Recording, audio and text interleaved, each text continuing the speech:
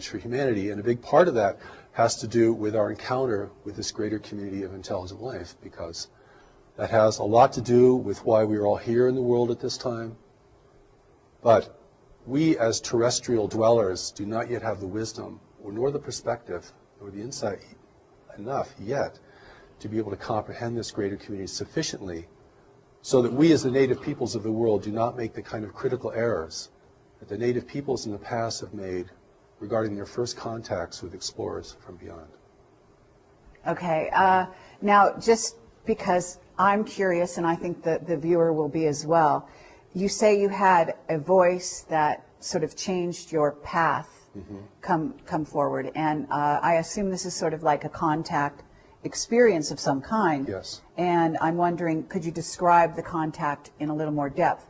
Certain race of beings, et cetera, and is this an ongoing contact? Do you feel that you're communicating with your higher self, or do you feel that you are actually communicating with a group of beings that are a specific race of beings, for example? Okay.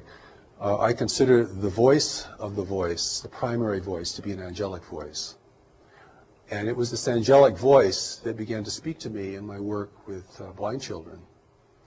Because anyone who works with the handicapped has to be able to develop certain kinds of intuitive skills. You can't go by the book if you're really going to teach young people how to be independent livers, or live independently. And so this voice grew in scope and power for me to such a point that it began to give me curricula to teach. And I taught that curriculum, and I also studied it. I also made myself the first student of my work always. And this built up to such a point that I had an epiphany of my own, because certainly that voice isn't here simply to make you feel comfortable or to make you happy, but to ask you to do something significant and to engage you in serving the world beyond what you had considered to be possible or even preferable before. So this voice experience has grown into a major aspect of my life, and certainly the source of my work. And it was this voice that asked me to receive the Allies of Humanity briefings from a group of observers, off-planet observers, who were witnessing the extraterrestrial intervention in our world and wanted to provide us wisdom about that intervention, to equip us and forearm us and forewarn us of what that could mean for us. We have a real disadvantage in encountering this greater community, and so the Allies of Humanity briefings are here to impart greater community knowledge and wisdom to us, so that we may have this contact experience from a position of power and authority and responsibility. But the angelic voice is the voice of the new message. It's the voice that has presented all of my writings, all of my recordings, and now is beginning to reach people in other countries and around the world. So it has been quite an inexplicable journey. So whenever anyone asks me about my life and how did you come into this, I'm always bewildered at how I'm going to answer such a thing. And I think you understand this, because anyone who is connected beneath the surface of the mind, what you could call the higher self or the deeper self, begins to live a much more inexplicable life. And I know many of your readers and viewers understand this and experience this, as do the people who are gathered here today. I guess I'm a little confused in terms of when you call it an angelic voice and you say the Allies of Humanity material that you were given. Yes. Did that come from the angelic voice, or did it come from another group that was then communicating to the angelic voice? Is there some kind of relationship here? Well, yes. The Allies of Humanity briefings are briefings from an extraterrestrial source. It's an authentic off-planet communication that I was asked to receive. And I should mention that when I was asked to receive this, I was very resistant to it. I just did not want to get involved in this arena called the extraterrestrial presence in the world. But before, in 1996, I was preparing Greater Community Spirituality, which is a very core book to the New Message teachings. And of course, it deals a great deal with the greater community, understanding God at the level of the greater community, understanding our association, our individual association with the universe full of intelligent life, what wisdom means there, the things that we do not yet understand in order to function there responsibly and effectively. And it was this voice that asked me to receive an off-planet source called the Allies of Humanity. And I finally relented because after a while, I mean, freedom is no choice in that sense. And that began the briefings, the transmission of the briefings. The first set of briefings happened in 2 stages over the course of 1 year, and the second set of briefings all happened within about just a few days. And the third set of briefings, which has not yet been published, most of it was received in 1 day. And then last February, I received the final chapter to it. And there's a story behind the Allies which is pretty interesting because they're really operating as spies here in service to us because they represent free nations in our region of space. And freedom is rare in the universe, and particularly in our region of space. So we know from our worldly experience that free nations don't get along very well with unfree nations. And there's always a dissonance there and a difficulty. And so the world is now really being intervened by races who are here to take advantage of this world and of our position in this world. And the Allies' briefings warn us about this, that this is premature contact, that humanity is not ready for contact. We do not have the social cohesion, we do not have the worldly wisdom. We're not prepared for this kind of engagement with races who can be far more clever and effective than we are, and who can exert much more control over the mental environment, a reality that we're only just beginning to understand. And so the briefings are really here not only to warn us, but to encourage us. Because what I see in the world today is that individuals and groups of individuals are losing confidence, not only in themselves individually, but in human institutions, human leadership. And of course, we all have good reasons to doubt human leadership. But this erosion of confidence in ourselves and one another sets the stage for the kind of intervention that is occurring in the world today, which is not a military intervention. It's an intervention of persuasion and dissonance, and it's manifesting itself in different ways. And so it's very important for us, particularly for people who have a spiritual grounding, who are focused spiritually, because we can make some very critical mistakes in assuming that whatever happens to us is the right thing to happen to us. You've heard these kind of platitudes. Mm-hmm. We're right where we just need to be. God gives us whatever we need. We can handle whatever happens. These are the kind of ideas that can really get us in trouble in engaging with the complexity of life, even as it's manifesting in our world today. Okay, well, very true words. In terms of the way the briefings came to you, can you describe how they came to you, like literally the physical way they came to you, and whether or not you say they came sort of through this this particular race or a group of races, and I'm not sure which, and whether or not they manifested to you interdimensionally, physically, or whether you were, you saw them in, however it was for you. Okay, well, because a lot of people have different question. Experiences in that way when Certainly. they get telepathic information from other beings, other races, which may or may not be authentic, Right. and coming from source and so on and so on, so forth. So can you describe sort of the nuts and bolts of that, and then we'll get into the context of the certainly. material. Well, I'll hold this in contrast to the experience of the angelic presence, which is a tremendous presence. In fact, for me, it was so tremendous that when I really was able to face it completely, it had a kind of devastating effect on my life.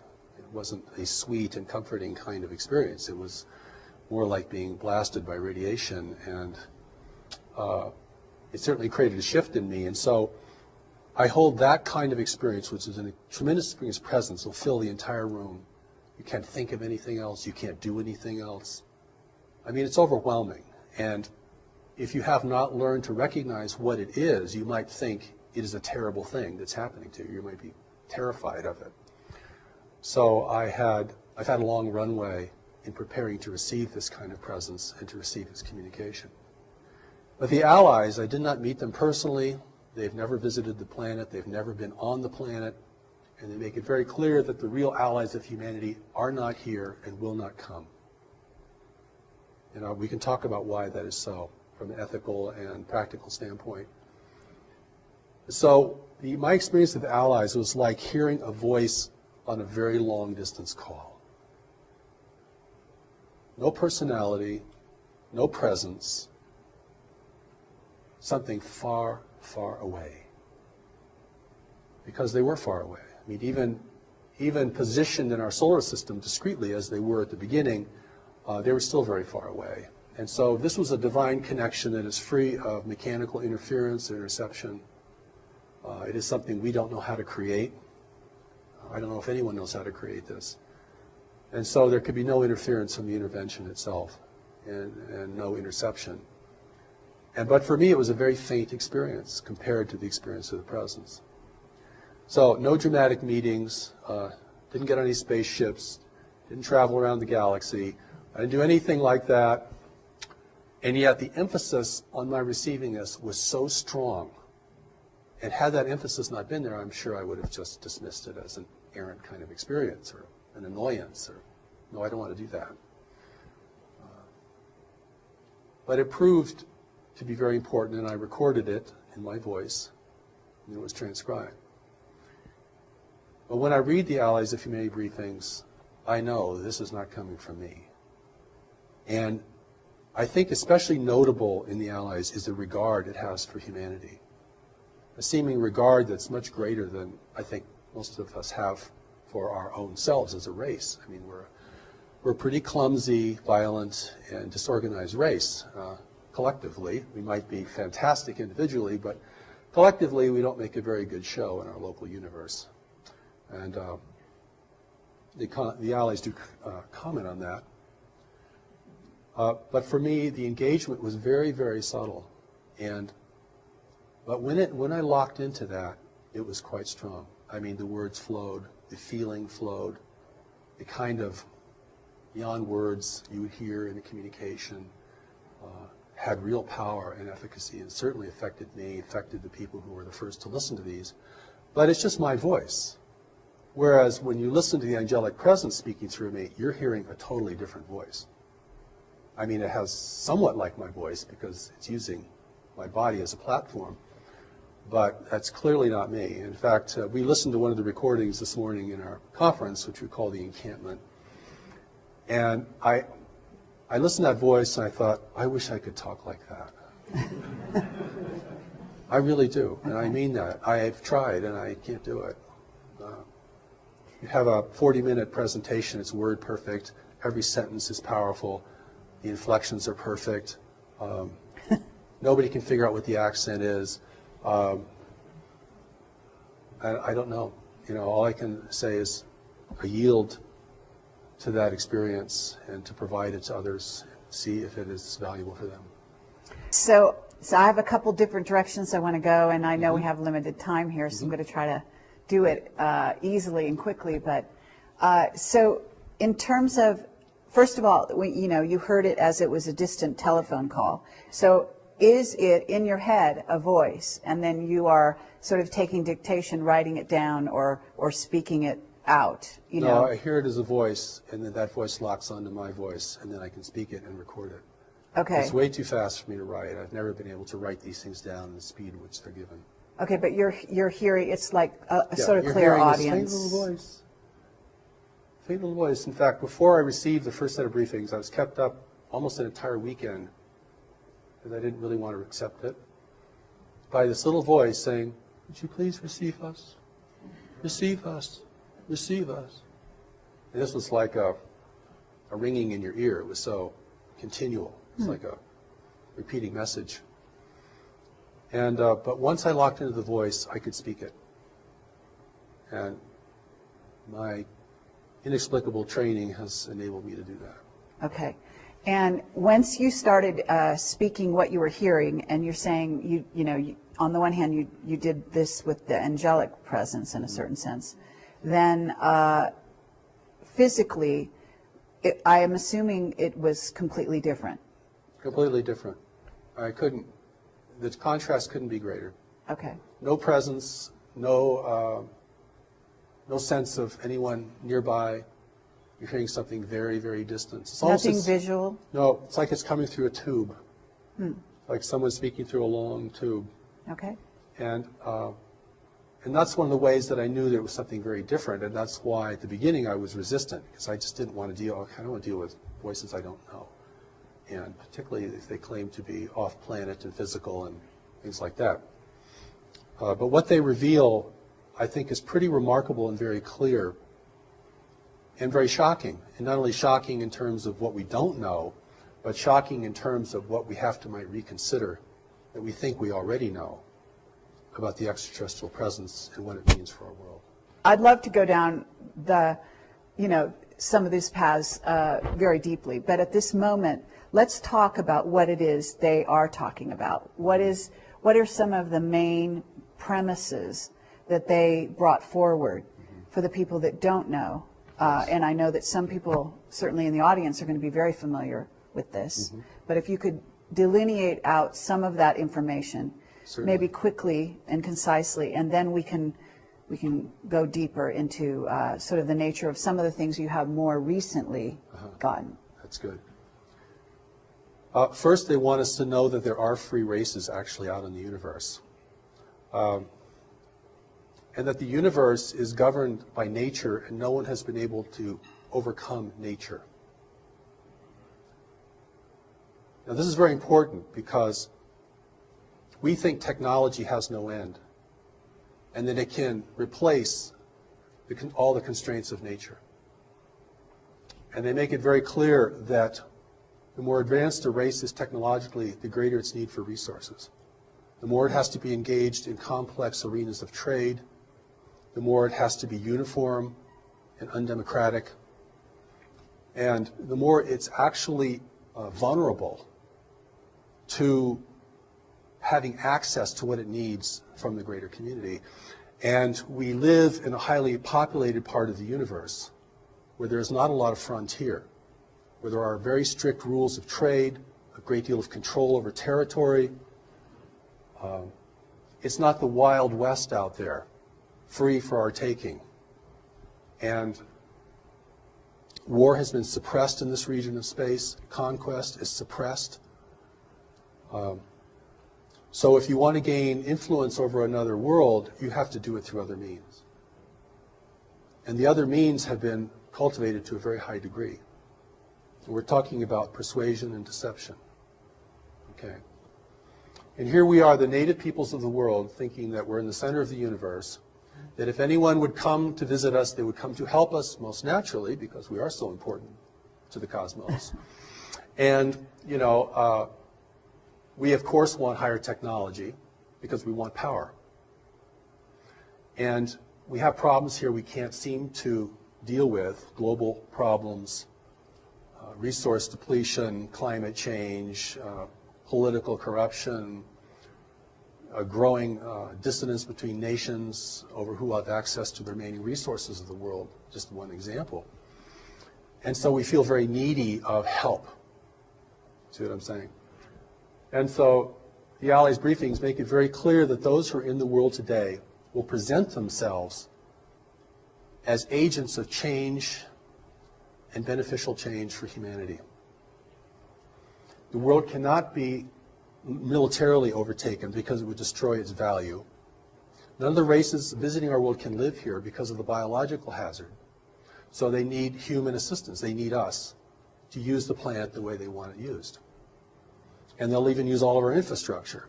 And the reason that this is new and not ancient is because only in the latter part of the 20th century have we created an infrastructure that foreign races can utilize.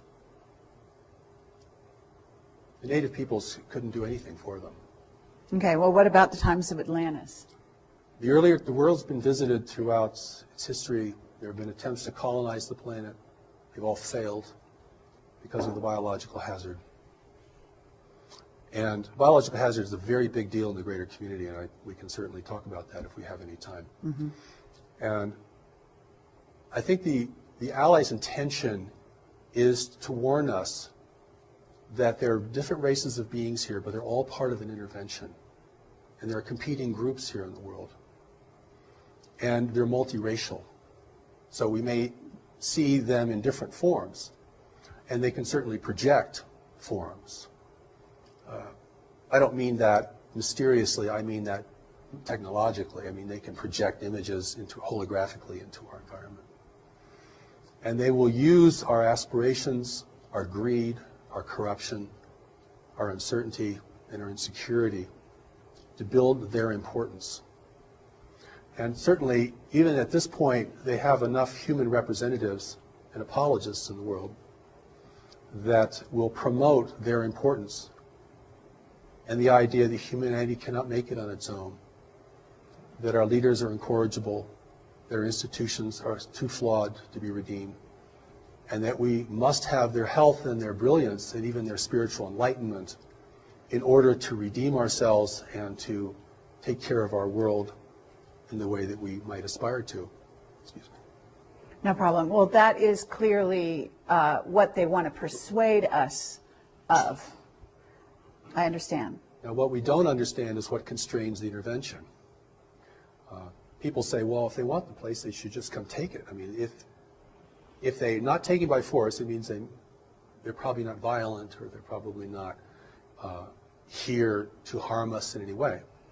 But see, there's so many missing pieces to this puzzle that we can't add, that I think the briefings attempt to add in the most clearest and lucid manner possible. I mean, you know, your 10-year-old could read the Allies of Humanity and get it. Okay, so it doesn't require a highly sophisticated notion of dimensions or dimensionality or spiritual dimension or political astuteness in order to read the Allies briefings and realize what they're telling you. Is they're telling you you're facing a subtle invasion that is not here to destroy you but to utilize you, and will use your strengths and your witnesses and your adaptability to this world, which they do not possess, in order to establish their own agenda here. Their agenda here being that they want resources. They want resources. That they also want to inhabit this world. It appears they don't really want to inhabit it because they can't. All they can do that is through genetic manipulation. But even genetic manipulation is a very time-consuming and difficult task. And that's why the intervention has taken a very slow pathway. It just happens to be the most effective way to ingrain yourself in the consciousness, in the biological reality of another race. Okay, and at this point, you're talking, do you want to talk about the various races that are involved in this sort of covert invasion? Or, you know, do you want to delineate out some of those races? Because obviously there are many, and we can't list all, 57 or more, because those are, some of our intel that tells us that at least 57 races, but quite possibly more. That's right. And do you want to, at least for the listener, because I know that you're using terminology just in your phrasing, that if people aren't quick and don't already have a background in this, they might actually have misunderstood what you said, because you'll say foreign, and they may think, well, we're in the United States, maybe he means France, and I, just because, I catch it, because obviously I'm used to thinking along these lines, but what I'd like you to do is, we're talking about an invasionary force, because people are very sort of hyped up on the notion that, oh, maybe we'll be invaded sometime in the future. A lot of movies bring that possibility forward. Certainly. But the fact is, we've been invaded, and we're being invaded as we speak by all of these races that you're describing. And so let's name some names, if you don't mind, just briefly, before we move on. Well, first of all, there are no names given in the Allies briefings. They do not describe where they're from because they want to protect their free worlds. Yes, I noticed that. They also do not describe in names the races who are here because it would be meaningless to us, or it could certainly generate a lot of fantasy and speculation. what is important to us is to know that those in our world today are resource explorers, and they are working beneath the rules or around the rules of engagement that are established in our region of space in order to have access to our world.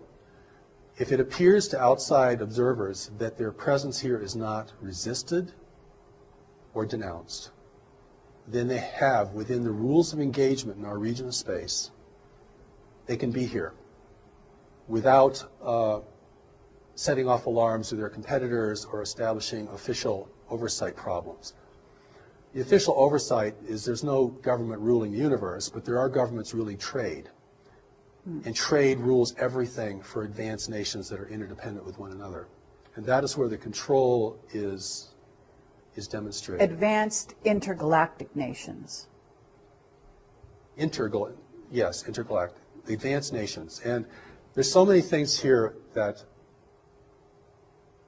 you know, whenever I talk about this, I have to kind of paint a picture in the background because the picture is very different than what most people think today. We either think that the off-planet intelligences and races are either very demonic or very angelic. Or we think there are good ones and bad ones. You know, there are good guys out there who are going to help us, and there are bad guys who are not going to help us. The briefings themselves kind of set the record straight that in order to create an unambiguous situation on Earth, those potential groups who were visiting at earlier times are not here because we don't have the ability to discern, we don't have the subtlety or the insight to discern friend from foe. You cannot tell an ally from an adversary unless you're very skilled in the mental environment. Mm-hmm. Very intuitive, very insightful, literally a seer. Mm-hmm. Okay. Because they're presenting themselves as the saviors of humanity. Mm-hmm. And in the background, they're taking people and never returning them. In the background, they're building a new human. Not to replace us, but to determine our direction. I'm often also asked, and I never like these questions very much, but I'm often asked, you know, as our president an extraterrestrial or as our leaders. I think the thing to understand here, because I've had an opportunity both through the Allies briefings and through the greater community teachings of the new message, which go way, way beyond the Allies themselves, is that those individuals that are being prepared to be in the world are here to advise the leaders. Mm-hmm. They're psychic, they're powerful, they're brilliant. You can recognize them if you have the eyes to see, but most people will not recognize them. Mm-hmm. They're not in positions of leadership, they're unaccountable to the public, you will rarely see them on camera. This is how an intelligent race gains ability and influence and control without the people knowing it. Certainly, because they don't realize they have somebody to rebel against. That's right. They think that they are in alignment, mm-hmm. at least those that are following that particular right. person or group. Okay, so we have also, you know, you made an interesting statement a ways back in which you said that in this area of the, I guess you said the galaxy, mm-hmm. they don't allow, there's a lot of control and they don't allow war. That's right. And what I got was an overt war. And I wish you could talk about that a little more because that's an interesting statement. And, you know, understanding in when I'm talking to you is what I have is a body of knowledge that comes not only from my own intuitive information, mm-hmm. but also from the contacts, the whistleblowers, and the people that are feeding me information behind the scenes. So I have gotten some descriptions mm-hmm. that dovetail, if you will, some yes. of the things that you're saying. Yes. And, you know, too strong a way to put it would be evidence. But I certainly have witness testimony that would maybe substantiate some of the things you're saying. So what sure. I'm trying to do is find out whether or not they reveal themselves or they reveal more about this picture. So when you say that there's control in this area of the mm-hmm. galaxy, mm-hmm. who's in control? And if there's no war, in a sense, we know there's a war. Certainly there's a war spiritually. Oh, very much so. And so but there are ways that this so-called war manifests, and it sounds like there's limitations in the way the war can manifest in this area of the galaxy. Limitations is a good word. Large nations, if they become involved in networks of trade, have great influence over each other. And it's a very competitive environment. The universe, our universe that we're going to have to deal with, isn't a big frontier with a bunch of uninhabited Earths out there that we can go migrate to when we've just completely used up this one. I mean, and this reality is a very competitive reality. And so the skill in mental environment, the skill in persuasion, the skill of seers, the skill of things that we might hold to be very spiritual but now have been used or are used in a very mundane and even invasive way are used a great deal. I mean, once the rules are established, everyone figures out a way to get around them or to skirt them or to operate within them effectively. And of course, we're like the young child that goes into the big city. Now, we don't know anything about the social reality, the political reality of that metropolis. And it's our naivete and our innocence that makes us probably endearing. I think you get this sense of endearment when you read the Alley's Briefs. They really think we're very sweet, actually. But they also indicate that, you know, some things we don't know that could destroy us. Mm-hmm. And not having any idea of what the reality is beyond our solar system is a tremendous disadvantage. So those forces in the world today are not, you know, operating in a military sense, but they're infusing themselves into the hierarchies of religion, government, and probably even more specifically or more greatly in commerce. Okay, but we do have war on this planet, Mm-hmm. and it is orchestrated, even from behind the scenes, by these so-called persuasive contacts or entities or races, as you call them. But there's also, from what I understand, there's also literal war taking place in the solar system and outside the solar system between some of these races.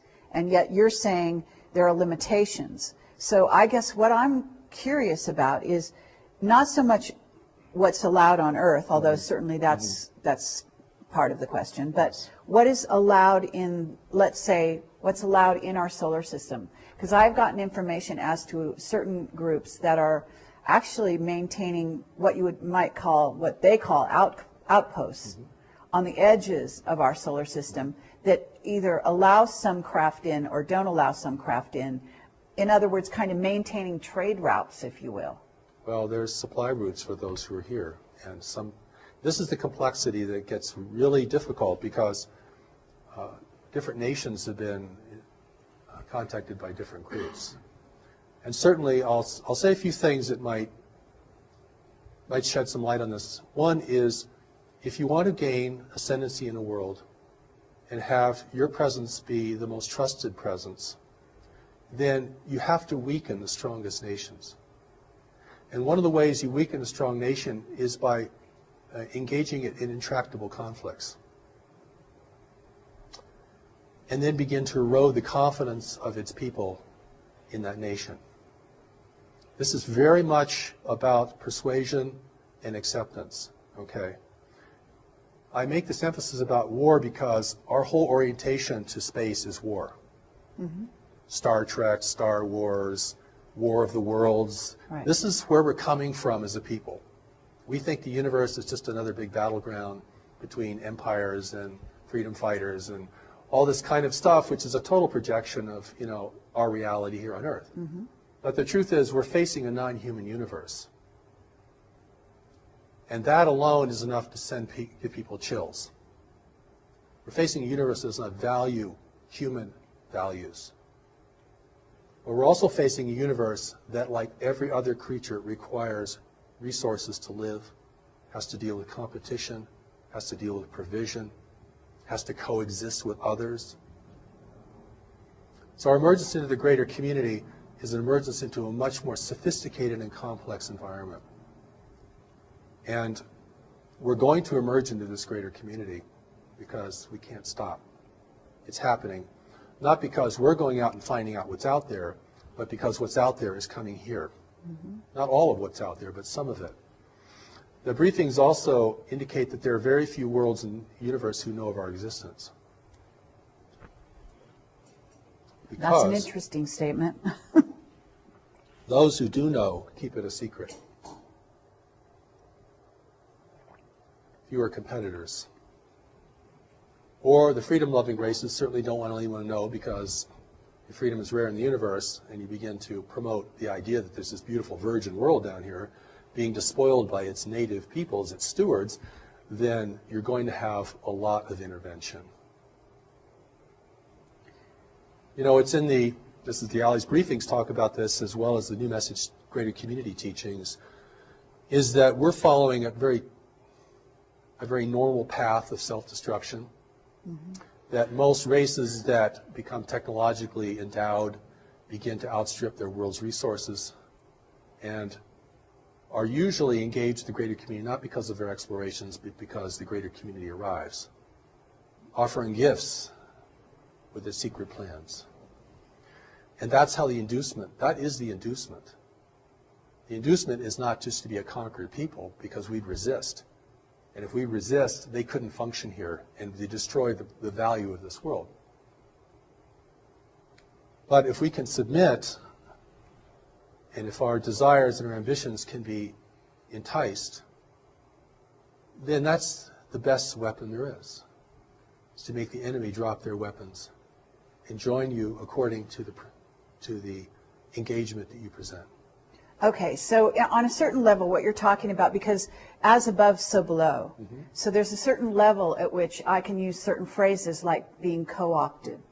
So if I'm here on Earth and I have a corporation and I co-opt the opposition by bringing them on board to my agenda, or even a portion of my agenda, and not tell them about my hidden agenda, then I'm co-opting them, because they're, you know, if I'm Coca-Cola, I get them to, you know, to drink my Coke and maybe make a great deal with them. And if they're a lesser power, you know, a lesser powerhouse, corporate speaking, in the world, then they come on board and they think, oh, they got lots of bells and whistles and they get to be my so-called friend. But in reality, that's not really what's going on there, right?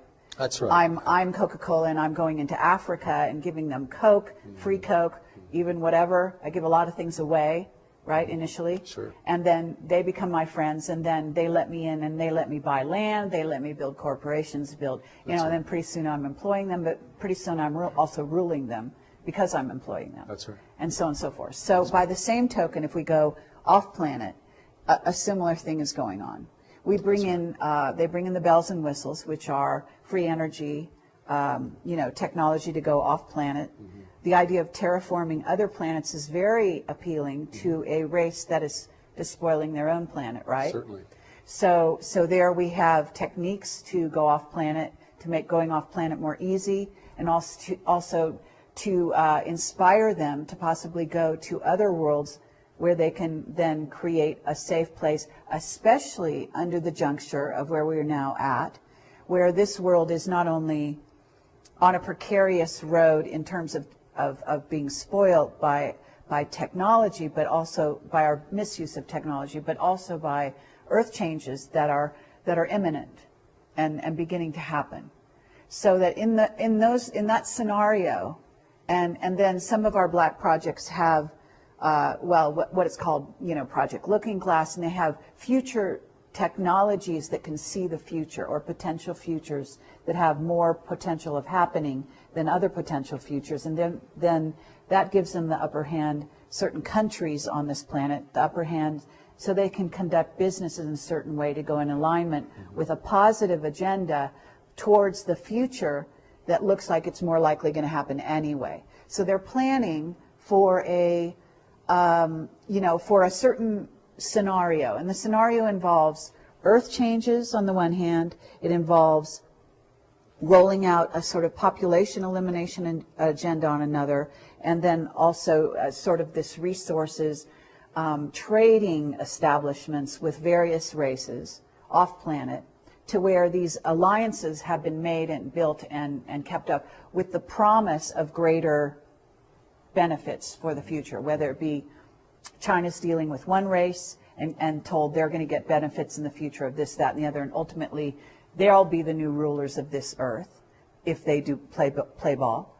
And then you get the United States, who's had alliances with various other groups for a while, who has been told the same thing. And then you pit the two countries against each other so that they're always in a little bit diminished state or state of sort of semi-hysteria, or at least their militaries are, and so on and so forth. So it's easy to causing dissension in a playground between two bullies. If you get the bullies fighting with each other, they're not going to really be watching what you're doing anyway, and you're over here sort of taking their gold and telling them, you know, it's a good thing for you because you're going to back them in the future and all that kind of thing, right? I think you begin to get the gist. This is very, it's a Sorry very, for very that. well, no, but it's very well said. And we're, you know, even today, even in the world even without an extraterrestrial presence here, I mean, we're starting to learn about the power of influence.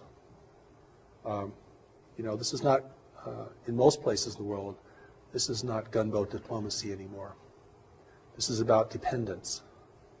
A nation becomes dependent upon what you purchase from them or provide them, then without changing their flag or their language, you begin to determine the course of their destiny. Mm-hmm.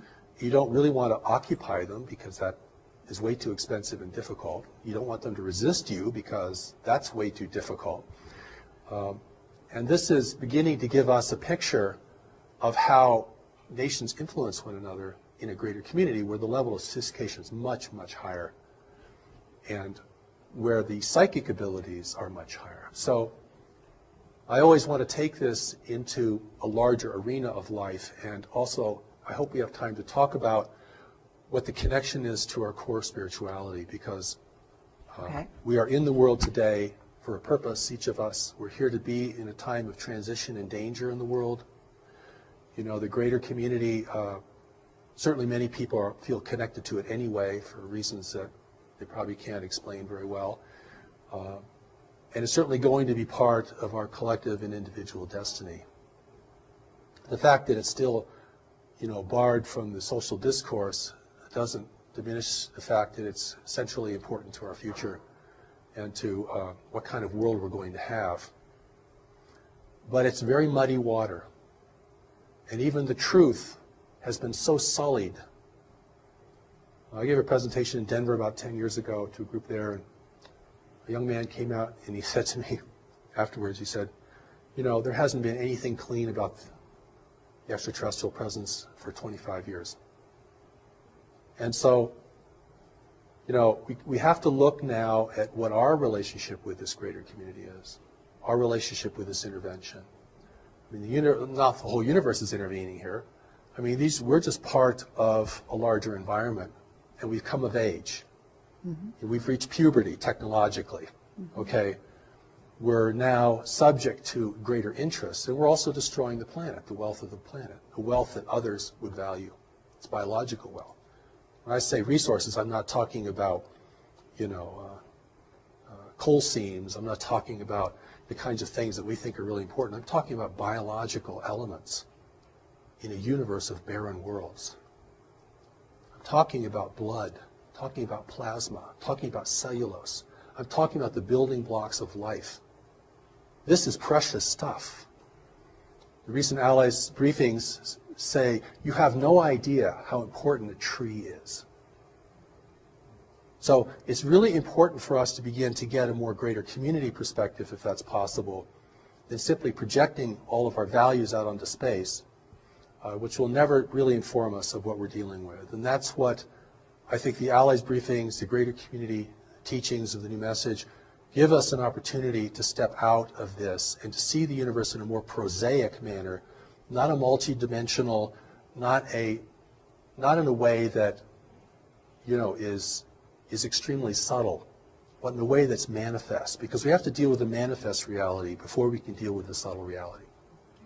You know, if we're running out of money, or if we've got a tumor in our side, right, or if we've just lost our house, that's a lot more important than our meditation practice for that day.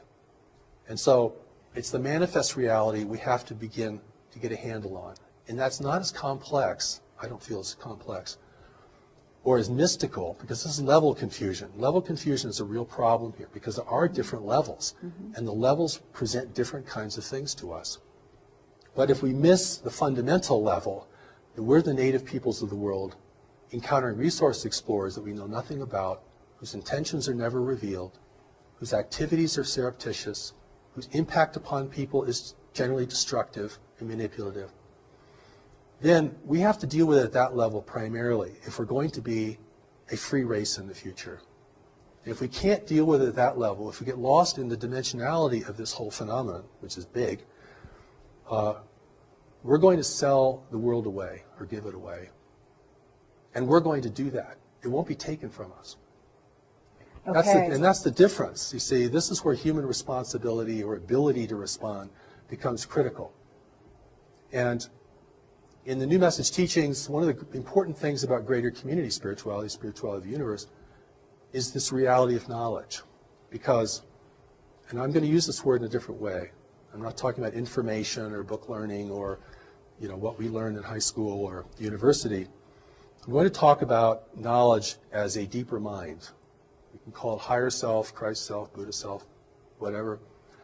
This mind operates beneath the surface of our worldly mind, our intellect, which is pretty much totally conditioned. I mean, you're never going to totally recondition your personal mind. I mean, it is thinking how culture thinks. It is thinking according to our biological and social realities. It can think better, and it can be valuable, but it is very, very ingrained. Excuse me. Knowledge is really important here because it's the only part of us that cannot be manipulated. Okay. And I want to take knowledge out of the religious realm, if I can, or the high spiritual realm, because there's so many things associated with it, and bring it down into a kind of a consciousness baseline. This is the well of what you know and can know, and your ability to know. This is the part of you that's still connected to God. Not the part of you that's living a soul journeying through manifest reality. This is the part of you that didn't leave, that isn't journeying through manifest reality, or it's going with you, but it's not on that journey. This is the only part of us that cannot be manipulated by any worldly, extraterrestrial, interdimensional, anything. This is important because this is the source of our strength and our integrity and our ability to see. If that does not become the emphasis of an evolving humanity, then we will be seduced en masse. And we'll be seduced in a way we never thought we'd be seduced. And how we'll be seduced is being offered what we want, which is the most deceptive form of seduction there is. Beauty, wealth, and power is part of that, certainly. And we're very primed for it. I mean, as the world becomes more disorderly, as resource depletion continues, as nations become more fractious with one another, and we're entirely able to make our own war, by the way. You don't need any help from beyond to do that. We're very good at that. We've been doing that for a long time, and nobody has to teach us anything about that. But the wars that we become engaged with, particularly in larger powers, do have a purpose for the intervention. If the only nations that could really rally the world are weakened sufficiently through intractable conflicts, and if the two or three strongest nations in the world are repitched in opposition to each other, or that's fortified, there will never be a consensus here. And that doesn't take as much intervention as you might think. Because everything that happens that we do is a result of our decision making. And what influences our decision making is what informs our decisions. And this is where the power of knowledge becomes centrally important. And this is where our spirituality isn't just a wondrous place to be, or a place to escape into, or a coping mechanism for dealing with a harsh and incomprehensible world, but becomes the traction for really being powerful here, and insightful, and beyond persuasion. And this is the part of us, amongst other things we have to develop, that's very core to our success, in my view. The Alley's briefings talk about this. The power of knowledge is the greatest power in the universe, and the intervention's not using it, or they wouldn't be here. At that level, you can see this clearly. This is not a mystery. I've gone to conferences that said, this is not a mystery. And everyone's like, what? Because keeping it a mystery is part of the deception. We're going to keep this so inexplicable, and we'll never get it, and it's magnificent. It keeps the adventure going. Like, this is an adventure in consciousness. Study these things. That's one line of thought. So when I've gone to speak to groups of people and presented the Allies briefings in as gentle and compassionate way I can, I mean, the resistance is tremendous, because it's like I'm taking people's parade away from them. I'm taking their lollipop away from them. I'm depriving them of this really exciting thing that's going on and turning it into just another damn thing we have to deal with in life. And okay, at that moment I'm going to stop you so we can change tapes. I'd like to talk a little about God, because God is a part of this.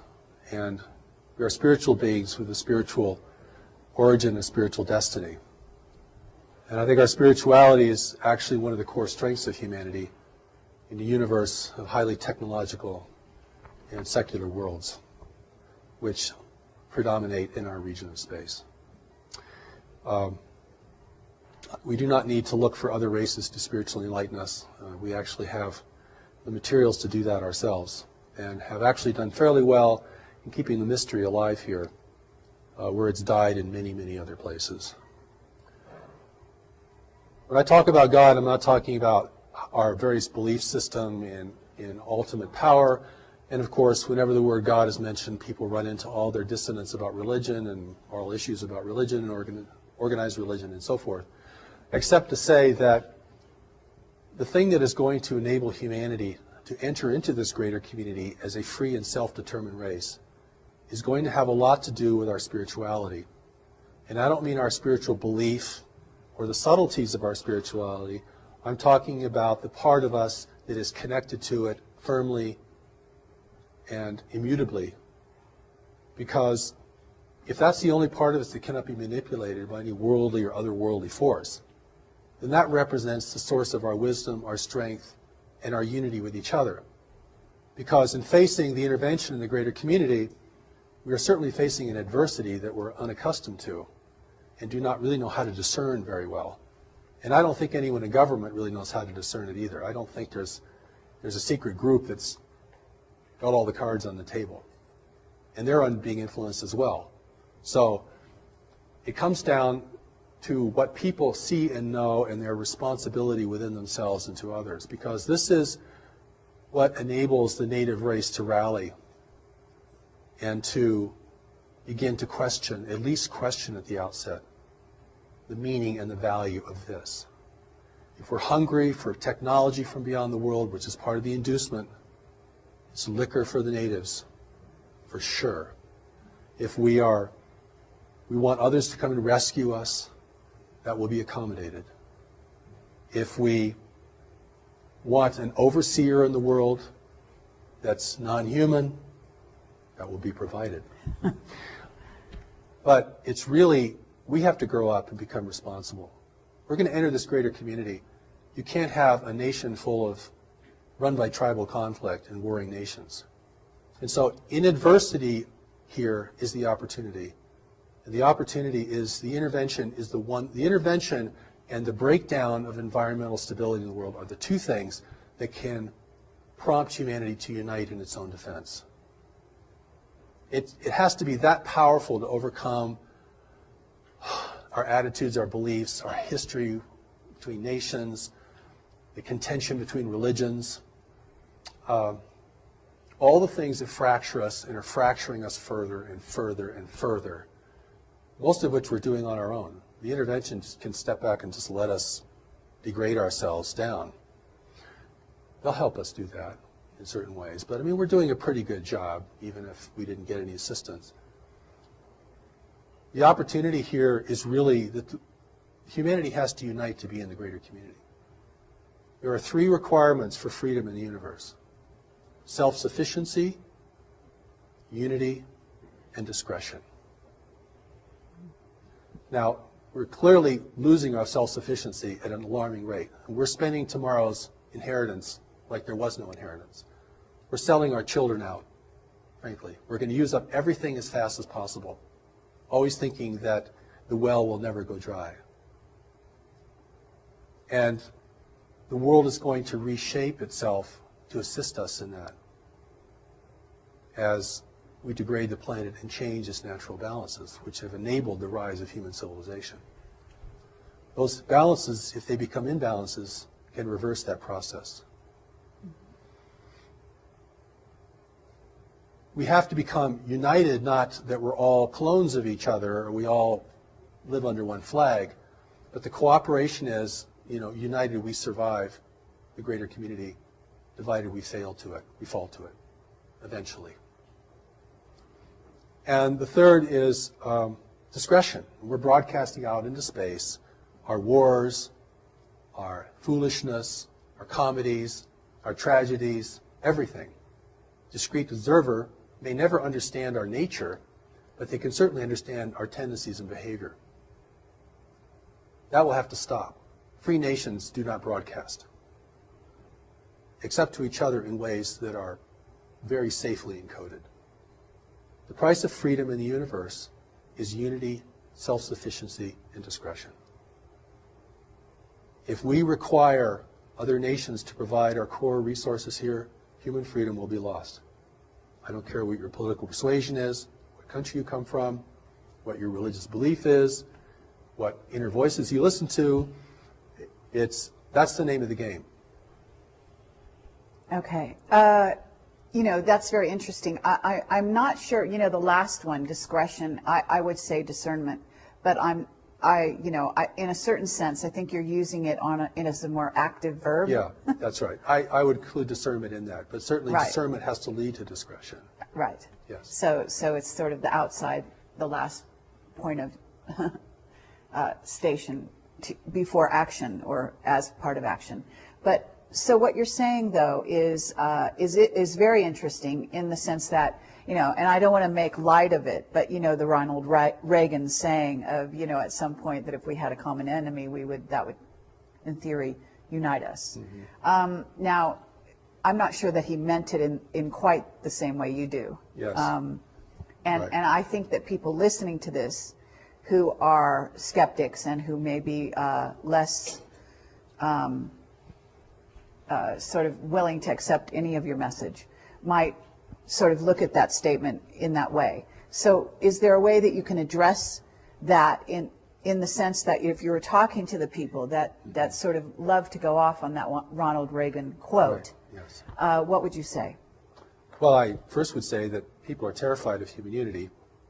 I mean, I've spoken to conspiracy groups before, and human unity is just a big flag. It's a red flag. When I talk about unity, I'm talking about responsible management of the planet and cessation of human conflict. Not just purely for moral or ethical reasons, but for really practical reasons. I mean, we're going to have to protect the arable land of the world. We're going to have to protect fresh water and renew fresh water. We're going to have to do all this stuff, or we are not going to have a future, or not a desirable one, certainly. And that is part of the reason the intervention's here. The other part of the reason the intervention's here is we're at the threshold of becoming technologically powerful enough to discern it effectively and to communicate out into space that we don't want anyone messing with us. Stay away, please. We're not ready. We'll let you know when we're ready. That's why the real allies of humanity, or races that could become the allies of humanity, are not interfering in the world today, because it's highly unethical for them to do that.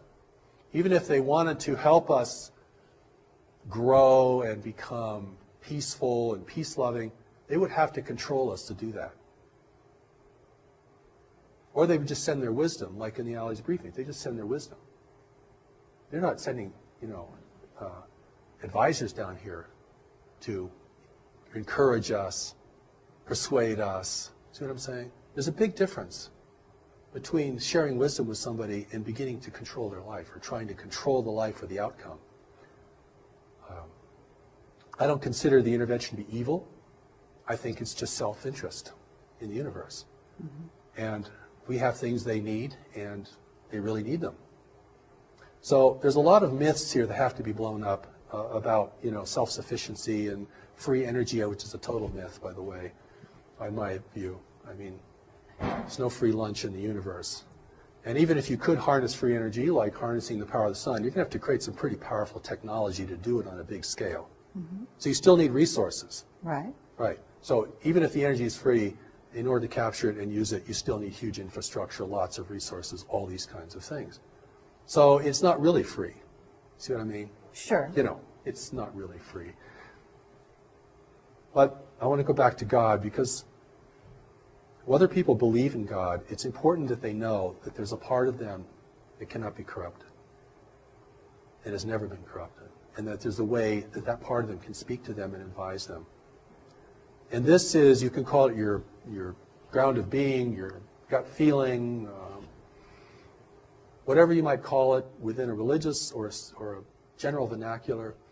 There's a part of us that has to advise us. Well, or you could say to the intervention, can't you just see this for what it is? 50 years of UFO research, can't see it for what it is. Why is that? 50 years of UFO research, cannot see this. Oh, we know we're being visited, sure. We knew that 50 years ago. Haven't gotten any further, really. Got lots of sightings, got drawings, and radar, and tons of speculation, and lots of kind of science, pseudoscience, all kinds. But can anyone say, what is this? Well, we're talking about the agenda of the so-called invaders, Right. But what I'd like to get back to this idea of what you're talking about, which is sort of humanity's core essence, if you will, which might be the terminology I would use. But on the other hand, I also noted that a while ago, you related to a soul as not being the same thing as this essence that you're speaking about. And I think that's an important thing to address, because I think there will be spiritual people out there Certainly. that will be concerned at that distinction. That's right. Well, in the way that my understanding has evolved and what's been presented to me over these many years is that don't usually use the word soul very much. I describe it more as a part of us that's still connected to God, that's very wise and looks on everything with much greater discernment and depth.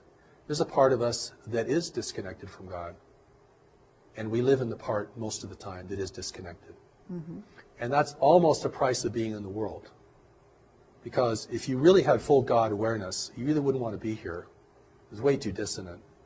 Or you'd have to be here on a major mission, and you'd garner a lot of resistance.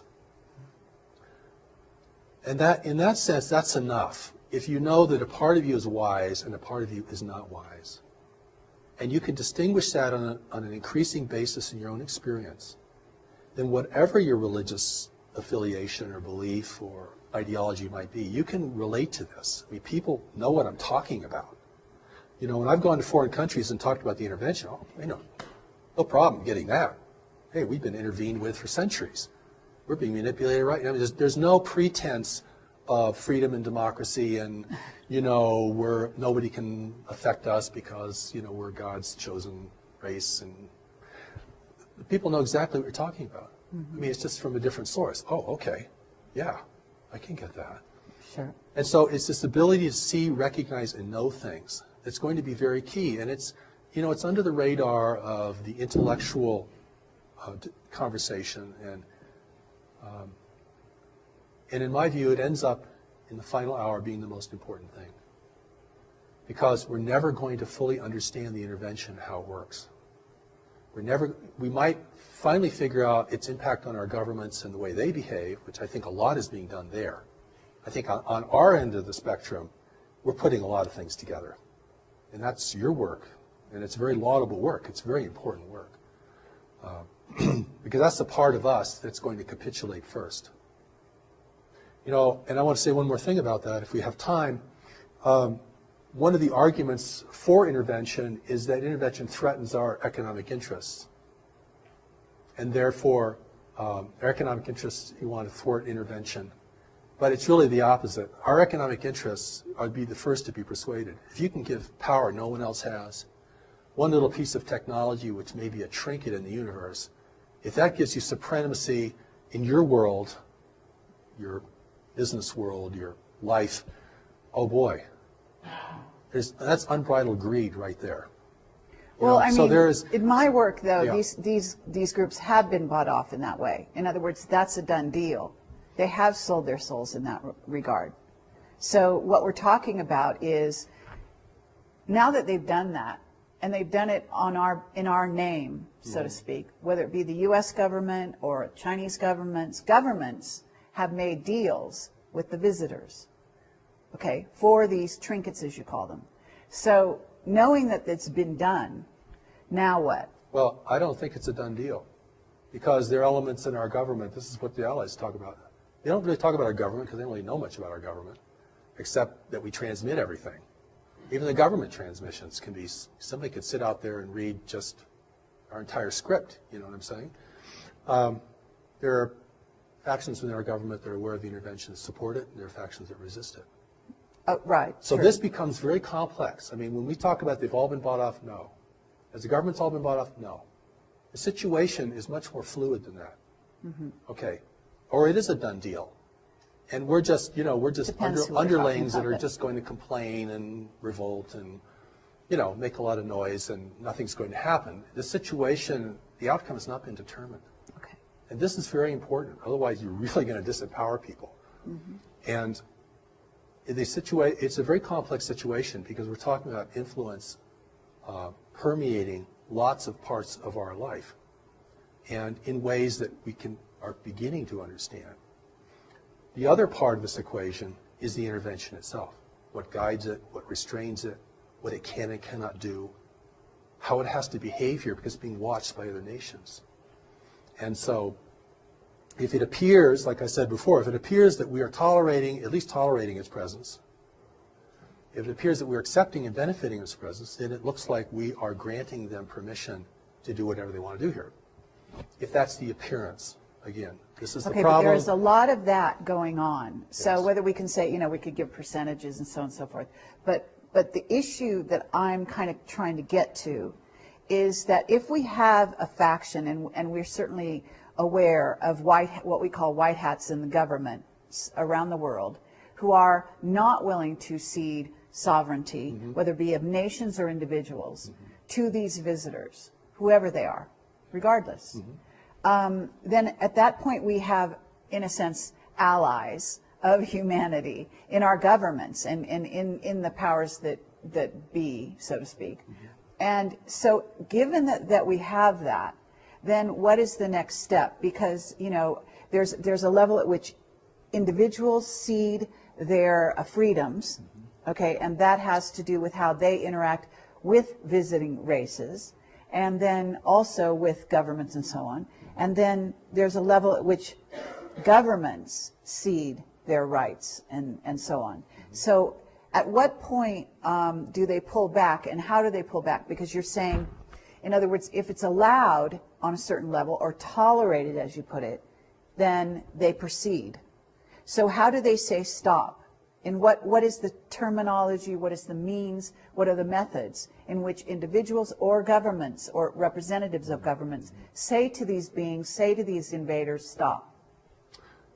Or how does it communicate it to stop? I mean, if there's appearance of resistance here, opposition and resistance, that's powerful.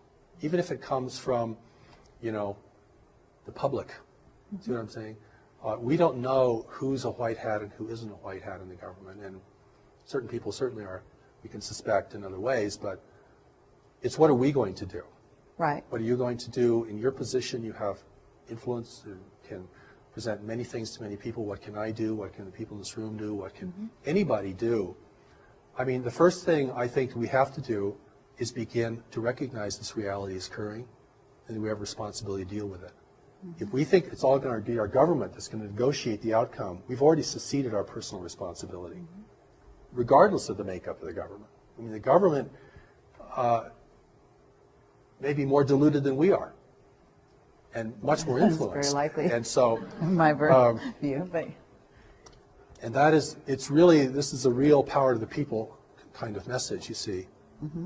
And I mean, even if you broadcast on shortwave out in the universe, we don't want intervention. We don't welcome intervention.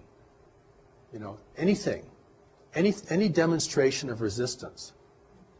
I've been invited to speak at conferences, and I'll go to these conferences. I'm the only person who questions the extraterrestrial motivation. Everyone else is completely sold on this. It's groovy, at least some of them are good, and we're going to get into this because this is really exciting, and boy, we're going to get so much good stuff from these people. But we know as human beings that if you want something from someone, you can never discern them. You want something from the intervention, you've already given your power away. Mm-hmm. You're going to be blind because of what you want. Sure. Or what you think you need, or what you think only they can give you. And what can they give us? They're not going to give us real technology. We turn into weaponry and probably, destroy the infrastructure of the world.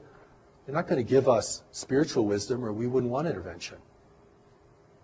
They're not going to give us, high integrity, because if we had high integrity, we'd realize we're being messed with and we want everyone out of here.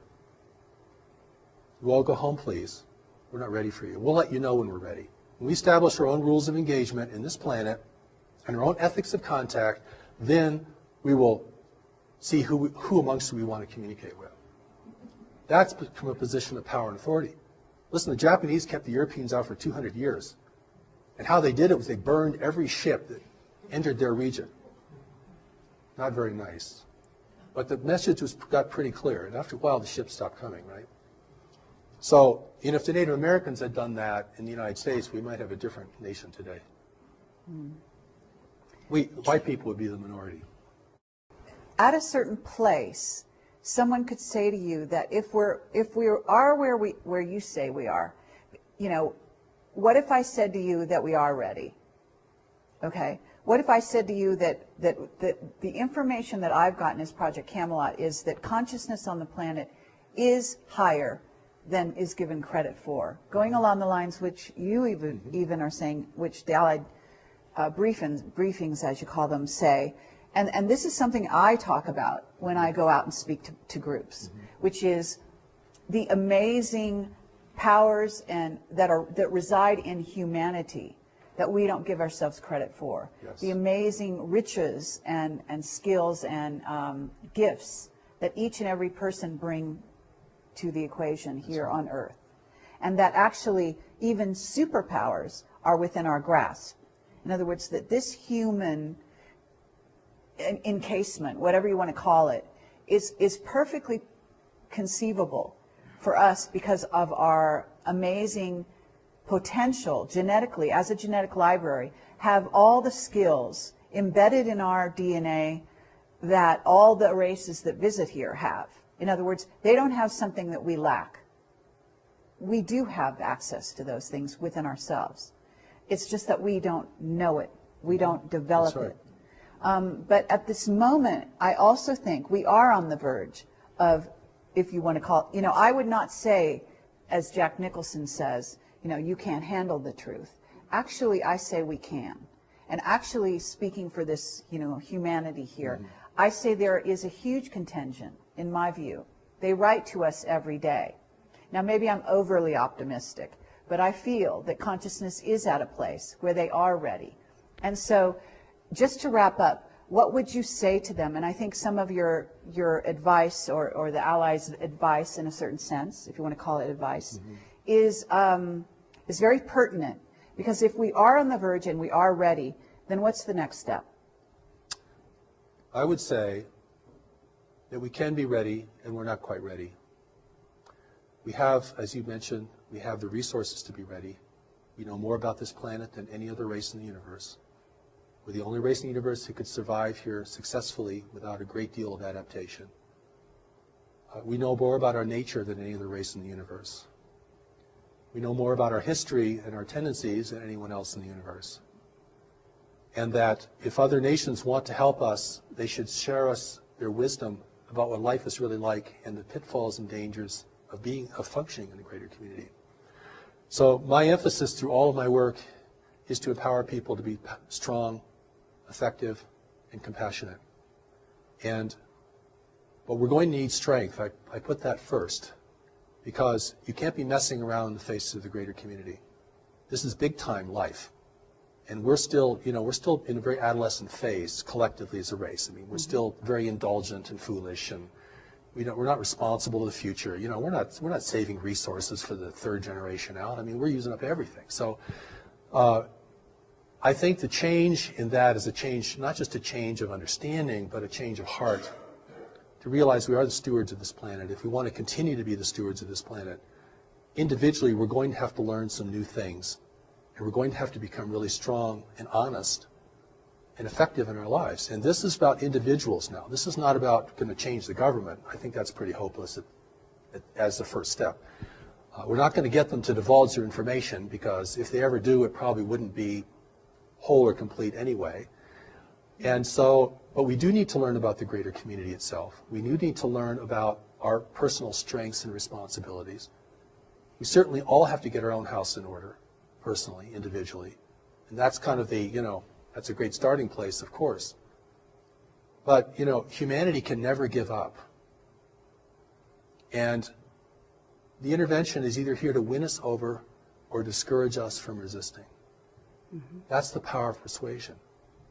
And I look around, I see, many people are on a downward spiral. They're losing heart, they're losing faith, they don't know how to handle their life. They're getting very discouraged by what they see in the world around them. Their own sense of inadequacy can overtake them. So, you have to build the person up. If you want to take them into a battle of who's going to control this world in the future. And this is a battle at another level, all right? Mm-hmm. This is like warfare at another level. Okay, we're not going to be clubbing each other over the head. But we are going to be determining, what has power and meaning in the world. And that's why, in my work, we present the Steps to Knowledge. It's available online. You can go read The Allies of Humanity at alliesofhumanity.org. Go to newmessage.org and study Steps to Knowledge. Putting tremendous things available so we can reach people not only in the Western nations, but all around the world. And something like 60% of the planet has access to cell phones now. It's amazing. And so that education and orientation has to happen, because no one on earth is going to win if an intervention is successful here. There are no winners amongst us. The profiteers will be subjugated just like the rest of us in a controlled world. And, we're rich or poor, whatever our race, nationality, we are in this together. This is our world. And we're going to have to really re-earn the right to have it be our world. We have to clean it up. We're going to have to build kind of networks of cooperation even just to do that. So I'm talking about something very expansive, very complex, but the incentive has to be there. And the incentive isn't just for wonderful things. The incentive is also the fear of failure, because we can fail. And there's nothing wrong with being aware of that. We don't have to be terrified of the world to be aware of that. That's just a reality that we know we can fail. And if we understand that correctly without denigrating ourselves, then we know we have the power to rise to occasions. And certainly there could be no greater occasion than this. Thank you. Thank you, Marshall V.N. Summers. And I really appreciate it. What I'd like you to do is just give out perhaps your URL for the people listening, and any attending knowledge that they need in order to find your work and to pursue it further. Good, thank you for that. The Allies of Humanity briefings are at alliesofhumanity.org. We're a nonprofit organization. And the first Allies set of briefings is up there for everyone to read. It's also available in ebook now. And the second Allies briefing is in print. The third Allies briefing we hope to publish next year. One of the seminal works on the greater community for us is called Life in the Universe, which we plan to publish next year through New Knowledge Library. And we'll send out announcements and so forth. Our main website is newmessage.org, and there you can see much of the New Message teaching is available online, both in audio, the original voice of Revelation, what people can hear. That's the voice that spoke to me, that was recorded, and you can hear that. As well as, we made a tremendous amount of things available to people, as well as elements for study and application, greater community education, all these kinds of things. We really want people to have access to this, and we welcome your participation. There is the Declaration of Human Sovereignty, which is a document modeled after the Declaration of Independence. It's kind of a a statement indicating to the universe our will as the people of Earth, our rights. We establish our rights. We establish the fact that we are being interfered with, and we do not hold that to be appropriate, and the kind of engagement we would like to have with other nations who are interested in us. And that's a very powerful document, and I think, there's already minds working on this. This is, we may think we're alone, we have a small group, or maybe we're all alone as an individual, and we're trying to put all this together, but there is a groundswell around this, and there is a greater community awareness that's growing. And that awareness really has to be wise and efficacious, and that's why I invite people to explore these materials. And thank you again. Okay, well, thank you very much. Now, I'm going to ask you one question that's going to open a whole can of worms, but I'm going to do it anyway right at the end, sort of a addendum, because I realize that if I don't ask you, people are going to say, oh my God, you didn't deal with the subject. So, Earth changes, and you have a video out that's fairly recent that I saw. I'm not sure if I saw the whole thing. I saw part of it. And you're addressing some of the imminent Earth changes that are going to be happening, and specifically you were addressing even this fall. And so this is a timely interview. Yes. We're dealing with some possibly imminent Earth changes as I speak. Today is September 11th, 2011. Sort of an auspicious day, perhaps, by some people's estimation. There's potentially Elenin, there's potentially Nibiru and or the brown dwarf incoming to our solar system. Not sure where you stand on those topics. But basically, what can you say briefly with honoring the fact that you do have it, have some issues with the length we've been going and so on. Just briefly, could you address what you think might be imminent and why? Well, I'll deal with the prosaic first, and the things that we can all touch upon is the fact that food, water, and energy are declining resources in the world, and will be increasingly so. And those things, which seemed the most ordinary kinds of things, may in the end prove the most difficult for us. Certainly, earthquake activity is increasing. Volcanic activity seems to be increasing, from my understanding. And but I think the thing that's going to create tension between nations and in communities and within our own personal lives is going to be really the fundamentals. And the fact that when you look out on these beautiful mountains here, and I don't know if your camera can take any of that in, you're going to look at a dying forest. That's a dying forest out there, beginning to die.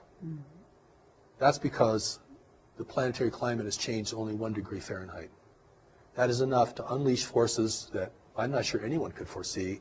Maybe if people did foresee that in the western United States alone, we've lost 40 million acres of trees from a very slight variation in our climate alone.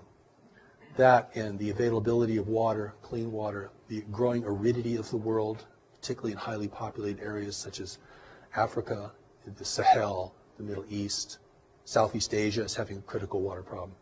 These are earth changes that these are big things. This is a 4-alarm fire, actually.